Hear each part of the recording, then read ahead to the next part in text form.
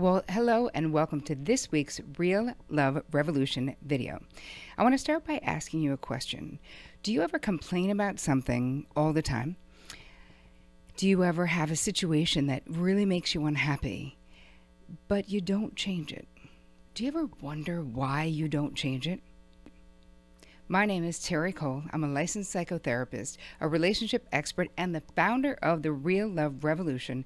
And in this video, I'm going to teach you all about secondary gain.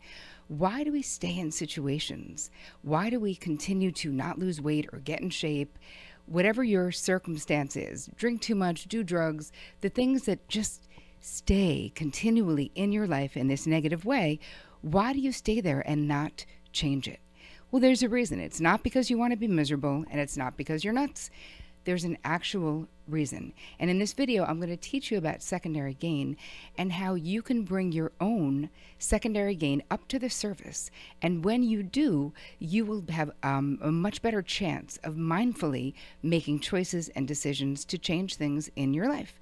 So let's start with what is secondary gain.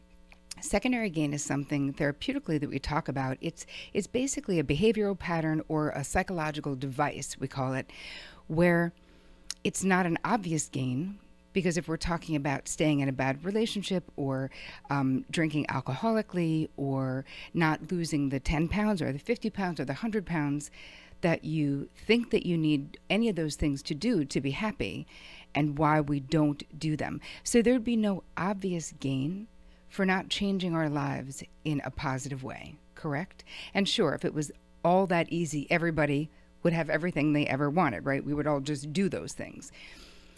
Understanding secondary gain is something that is a tool that you can use in all areas of your life. So I'm going to give you some examples of secondary gain.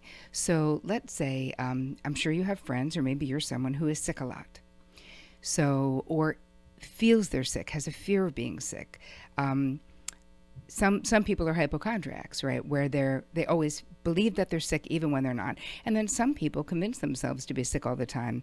People who say, oh, I get a cold every winter, and then sure enough they do, because you're putting that out there into the universe.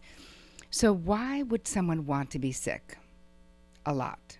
Can you think in your mind, what would some secondary gain be? Well, in some clients' experiences, they maybe had a mother who was not that warm and cozy except when they were sick. So they have this unconscious connection to being sick means they get more attention, more affection, more love, more time from someone. And then that just keeps happening in your life, but you don't realize that it's being driven by your unconscious or even subconscious association to being sick equals getting more attention or affection. So I'm going to share with you an example, a case study of a client that I had. So this was a woman who was a 38-year-old career woman, and she really wanted to be in a romantic relationship, but she was about 100 pounds overweight. And we talked quite a bit about the weight. I knew that she had been abused, sexually abused in her past, and I definitely thought that those things were connected. But, in the beginning of the therapeutic process, I was just unpacking her whole history about her whole life story and her family of origin. When the abuse came up, we started talking about safety. And through weeks and months of therapy together, we were able to uncover the fact that the weight that she put on made her feel safe. She felt like part of the abuse happened because of the way that she looked. And so it was like putting on this layer of distance, which in this case happened to be fat, it could be something else, between her and another person, made her feel safe. But in every other way, it made her miserable. And in every other way, she kept putting off actually living her life, everything except the job, because she was very, very smart and had always been very successful. But all the other things that she wanted to do, maybe become a yoga instructor. She wanted to learn how to surf in Costa Rica. She had all of these dreams that we would talk about, and she would say, when I lose the weight, I will do those things. So the secondary gain in her situation makes sense once we revealed what it was and talked about it, because it's your mind's way of trying to keep you safe. And of course, it doesn't guarantee that you're safe. Of course, she knew logically that being 100 pounds overweight not only didn't really make her safer, it made her a target for other people's judgment and people saying things to her, made her feel ashamed, made her feel uncomfortable in her own skin. There were all of these negative things. As soon as we revealed why she had kept the weight on, slowly but surely, she started losing the weight. And over a period of, I would say maybe it was 10 months total, she lost 75 or 80 pounds and started really feeling like herself again. And of course, there were moments along that journey where she felt incredibly threatened. But it was like the moment that she understood what was really holding her back, and that there was another way. There were many other ways that we could make her feel safe, not having it be the extra weight. We put into place a whole bunch of other ways for her to feel safe, and learning how to communicate effectively and drawing boundaries efficiently and being able to say no when she wanted to say no and all of those things. And the update on that, this was a client that I had many years ago, is that she, about a year and a half after she lost a full 96 pounds, I think she lost total, she actually met someone and she's now in the process of getting married. So that is definitely a happy ending to that story. But it also, I wanted to share it with you guys because it reveals what changes when we deeply understand our own motivation. So other examples of secondary gain is not speaking your mind. So if you're constantly mad at people for things that they say, for the way that they treated you, but you never say anything, you set yourself up to sort of be a martyr, right? To always be upset and feel hurt and be angry. But what do you get to avoid by talking about that person to other people, but never saying it to their face? So think for a second. What do you get to avoid? You get to avoid being vulnerable, putting yourself out there, having a difficult conversation. But the reason why secondary gain is so tricky is that it isn't obvious, A, but secondly, nothing changes until you really understand what are you getting by staying stuck. Addiction is another really common area where secondary gain goes unrevealed for most clients. If I'd say to them, well, if you weren't, what would you be doing with all of your time and your money if you weren't drinking it away or snorting it away or whatever they happen to be doing? Most of the time they don't know. When we get down to the secondary gain of what are they getting by not thinking about that, A, you get to not have a plan, and the anxiety that can come from having a plan to change your life. Because what happens when we have a plan? Well, we could fail, right?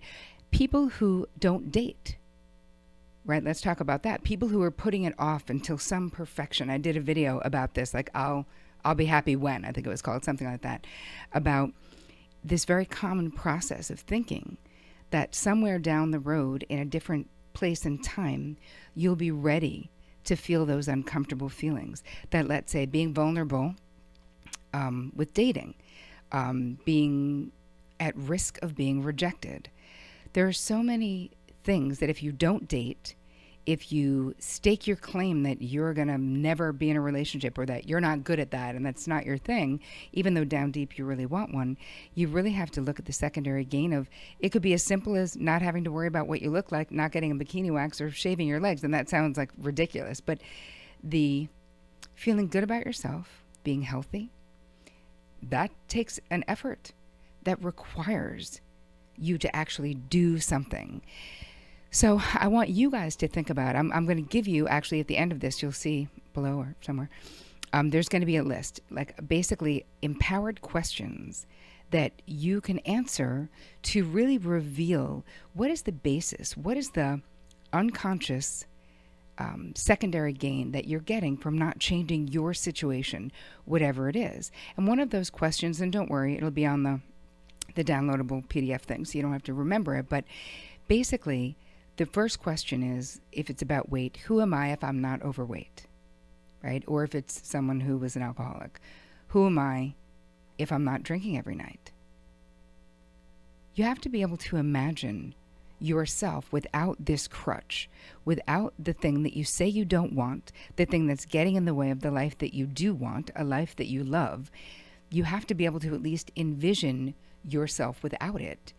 And who would you be? When I was younger, many of you, some know, some don't, I don't know, I stopped drinking when I was in my early 20s. And it was such a part of my identity before I stopped.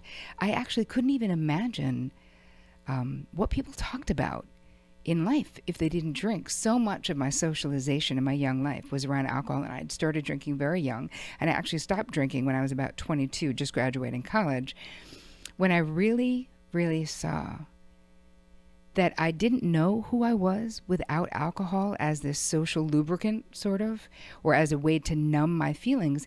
It was, for me, it was a problem-solving bypass. So I wasn't really dealing with how I felt, but the secondary gain was that I got to be a part of my tribe because my family was a lot of big drinkers as well, and feel like I was a part of that. But I also got to not feel what I didn't want to feel. And so when I stopped drinking, wow, the amount that I felt suddenly, honestly, was a bit of a rude awakening. I was like, wow, I'm feeling things all the time. And yet, of course, these many, many, many years later, I'm incredibly happy that I stopped drinking. And I didn't just drink. I drank a lot, like a fish, a lot. It was definitely a problem, no doubt. But how grateful I am now that I had a great therapist who helped me understand what my secondary gain was in staying numb all the time and problem solving with alcohol. Because, of course, I should say problem solving, because obviously we both know, all of us know, that I wasn't actually problem solving at all. But I was soothing my anxiety, and I was numbing the fear that I had that I wouldn't figure out what I should do in my life, and that I wasn't in the right relationship, and that I wasn't going to be able to figure it all out. What was I going to do after graduation, and all of those things. And of course, hindsight's 20/20. So it's easy to tell your 22-year-old self, don't worry so much, it's all going to work out. But as we have these anxieties and these fears, every single one that any one of you have, and me as well, these are real feelings, and feelings are very powerful. It doesn't mean that we need to let them dictate what we do. So I hope that you liked this video about getting unstuck by understanding secondary gain. If you have not already signed up to be a subscriber on my YouTube channel, maybe you are because you're here watching this, I hope that you do, so you can get all of the Real Love Revolution free videos, which are all deep dives like this, so that you can live your very, very best life and create real love in your life, and that includes self-love. So don't forget to download the PDF. I hope you have an amazing, amazing week, and as always, take care of you.